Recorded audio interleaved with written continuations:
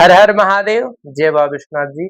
मैं आदर्श पांडे तुलसी घाट वाराणसी इस YouTube channel के माध्यम से आप सभी प्रिय दर्शकों का बहुत बहुत स्वागत करता हूँ। आप नित्य प्रति गंगा आरती तुलसी घाट वाराणसी इस यूट्यूब चैनल के माध्यम से आप देखते हैं।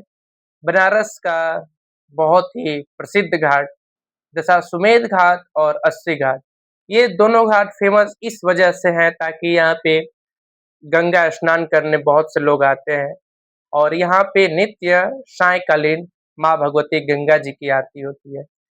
पहला सुकून का नगरी काशी, पहला आप अगर सुकून देखना चाहते हैं, बाबा आराध्य विश्वनाथ जी का मंदिर है यहाँ पे जो कि 12 ज्योतिर्लिंग में फेमस है। विश्वेश्वर महादेव के नाम से हमारे विश्वनाथ जी गोदौलिया चौराहे पे दशाश्वमेध घाट के निकट ही बाबा विश्वनाथ जी की सोने की समान बहुत ही दिव्य मंदिर है बाबा विश्वनाथ जी का मंदिर।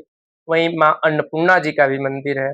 सायंकालीन दशाश्वमेध घाट पे नित्य प्रति आरती होती है और वही अस्सी घाट जो कि वहां से 3 किलोमीटर दूर अस्सी घाट है, यहाँ पे भी सायंकालीन गंगा माँ की आरती होती है।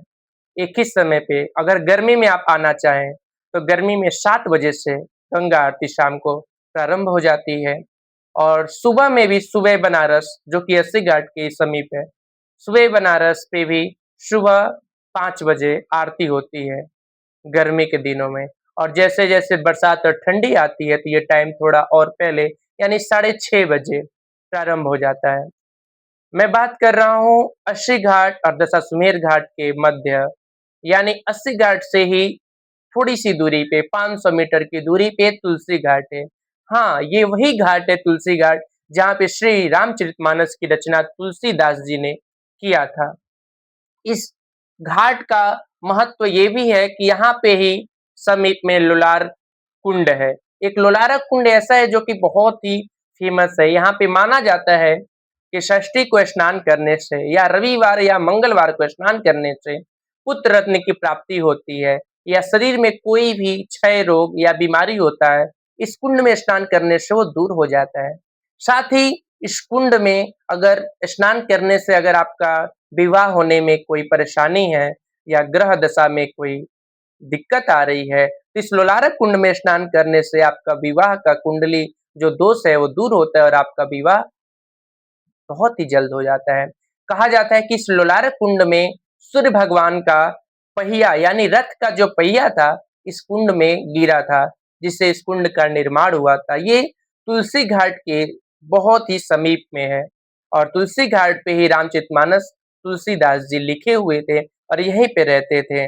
और भी इसका ये महत्व है कि जो हमारे विश्व विख्यात प्रेमानंद जी महाराज हैं, जो राधे नाम का संकीर्तन करते रहते हैं, वृंदावन में भी रह रहे हैं, वो भी पहले काशी में निवास करते थे और इसी तुलसी घाट के वृक्ष के नीचे, पीपल वृक्ष के नीचे रहते थे।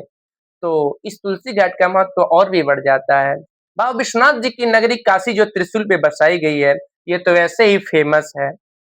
और मैं आदर्श पांडे इसी तुलसी घाट पे संकट मोचन हनुमान जी के कृपानुसार पूजन अर्चना के बाद मैं भी नित्य सायंकालीन 7 बजे से माँ भगवती की गंगा आरती करता हूँ।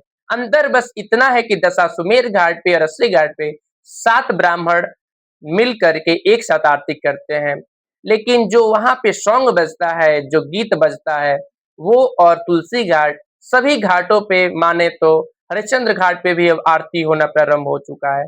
नमो घाट पे भी आरती होना चालू हो चुका है। यहाँ तक कि आप रामनगर के किला पे भी देखेंगे, वहां भी गंगा आरती का प्रारंभ हो चुका है। आरती का माहौल यानी जागरूकता फैलाना, सभी को, भक्तों को अपने धर्म से जुड़े रहना तथा माँ भगवती जो गंगा जी हैं, जो अनेक कार्य देती हैं और मोक्षदायिनी ये माँ गंगा जी हैं, जो कि किसी भी प्राणी को दूसरा नहीं समझती है, चाहे वो किसी भी मजहब का हो, हिंदू, मुस्लिम, सिख, ईसाई कुछ भी हो, वो माँ का निर्मल जल पान कर सकता है तथा अपने पापों को धो सकता है, स्नान करके दीप दान कर सकता है।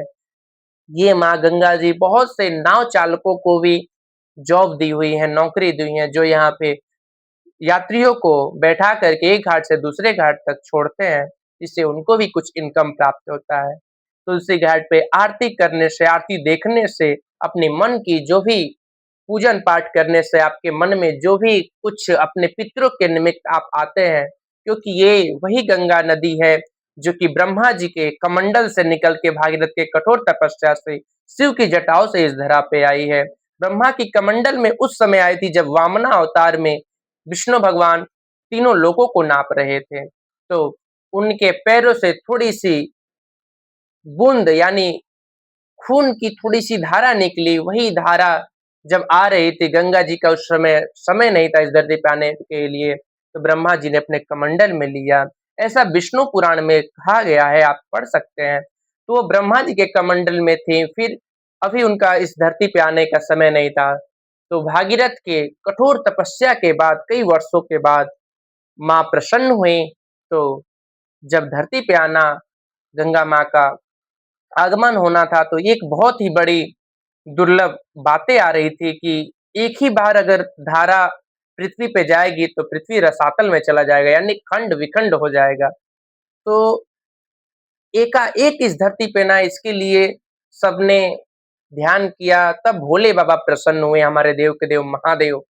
उन्होंने अपनी पूरी जटा खोल दी, जटा जूटधारी हमारे शिव जी। उस जटा में माँ गंगा का आगमन हुआ, फिर धीरे-धीरे हरिद्वार, ऋषिकेश, नीलकंठ होती हुई माँ बनारस में बृहद आकार में ले लेती हैं और बनारस में चंद्रा आकार में बाबा विश्वनाथ जी को स्पर्श करती हुई चली जाती हैं आगे तक।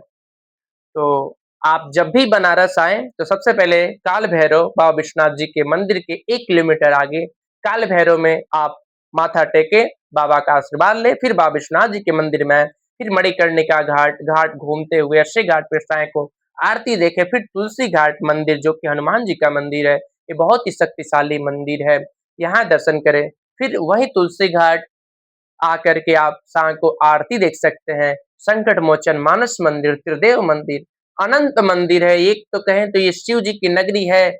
यहाँ पे एक से एक ऐसे शिवलिंग, दुर्लभ शिवलिंग मिलेंगे जो कि इस युग में नहीं लगता। ये त्रेता, द्वापर, सतयुग की शिवलिंग की प्रतिमा बनाई हुई है। जब हमारे भोले बाबा साक्षात यहाँ निर्माण करते थे। तो इसी तुलसी घाट पे मैं आदर्श पांडे आपको सायंकालीन 7 बजे आपको मिलूँगा गंगा आरती करते हुए।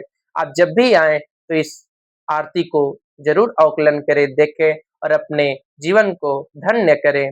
हर हर महादेव, जय बाबा विश्वनाथ जी। नमः पार्वती पतये, हर हर महादेव।